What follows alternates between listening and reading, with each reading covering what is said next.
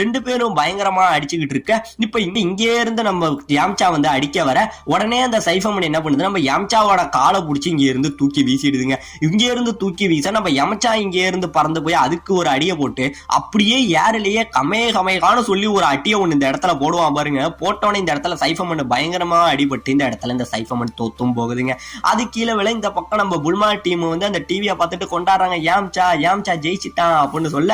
இப்ப இந்த பக்கம் நம்ம யாம்சா என்ன தெரியுமா பண்றான், பரவாயில்ல எப்படியோ நான் ஜெயிச்சிட்டேன், சீக்கிரம் அடுத்தது 4 டீமே அனுப்புங்கடா, எல்லாத்தையும் சேர்த்து அடிச்சு நொறுக்கி எரிஞ்சிடுறேன் அப்படிங்கிற மாதிரி சொல்ல. உடனே நம்ம வெஜிடா என்ன சொல்றான், தம்பி நீ ரொம்பவே அவசரப்படுற, சைஃபமன்ஸை ரொம்பவே குறைவா மதிப்பிட்டுட்ட அப்படின்னு சொல்ல. உடனே கீழே படுத்து கிடந்த அந்த சைஃபமன் என்ன பண்ணுது, நம்ம யமச்சாவுக்கு பின்னடியால எழுந்திருச்சு நம்ம யமச்சாவை இந்த இடத்துல கட்டி பிடிக்கவும் செய்யுதுங்க.